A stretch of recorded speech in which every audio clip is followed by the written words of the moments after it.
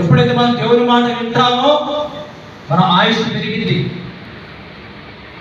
మనం దేవుని మాట వినకోకుండా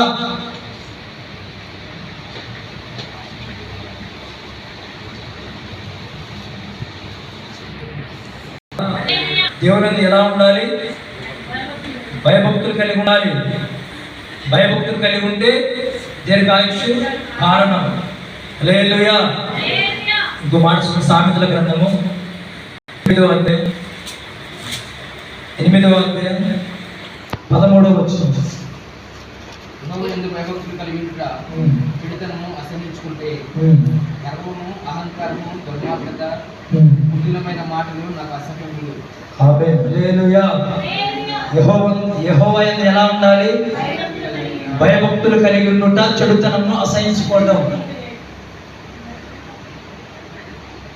దేవుని యందు ఎలా ఉండాలి? భయభక్తులు కలిగి ఉండాలి. నువ్వు ఎప్పుడైతే భయభక్తులు కలిగి ఉంటావో నీలో ఏముండదు?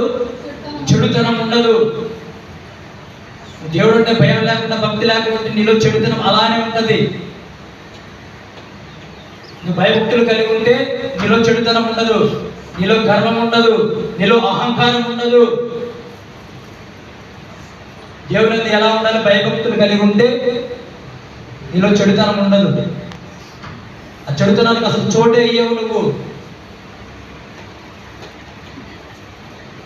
భయభక్తులు కలిగి ఉండాలి. ఎప్పుడైతే నువ్వు భయభక్తులు కలిగి ఉంటావో అప్పుడు నీలో ఏముండదు?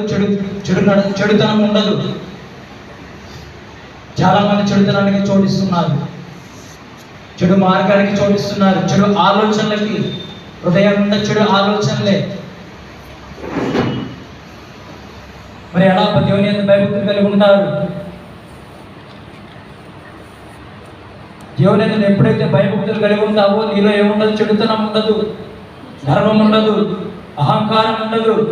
దేవునికి అహంకారులు, దుర్మార్గులు, గర్విష్ఠులు, ఆయనకు అసహ్యులు. ఆయనకి ఎవరు ఇష్టం అంటే ఆయన ఎందుకు భయభక్తులు కలిగి ఉన్న వారే ఆయనకి ఇష్టం. ఎప్పుడైతే ఆయన ఎందుకు భయభక్తులు కలిగి ఉంటావో నీలో చెడుతనం ఉండదు. నువ్వు చెడుతనాన్ని కూడా చోటియవు. చాలా మంది చెడుతనానికి చోటిస్తున్నారు. దేవుని ఎందుకు భయభక్తులు కలిగి ఉన్నట్లే చెడుతనానికి మనం చోటు ఇవ్వద్దు. చెడుతనాన్ని చోటిస్తే మన ఎందుకు దేవుని భయం, మన దేవుని మన ఎందుకు కృప ఉండదు, మన ఆశీర్వాదం ఉండదు. చెడుతనానికి మనం చోటు ఇవ్వద్దు. కనుక మనం దేవుని ఎందుకు ఎలా ఉండాలి? భయభక్తులు కలిగి మనం ఎప్పుడైతే ఉంటామో మనలో చెడుతనం ఉండదు.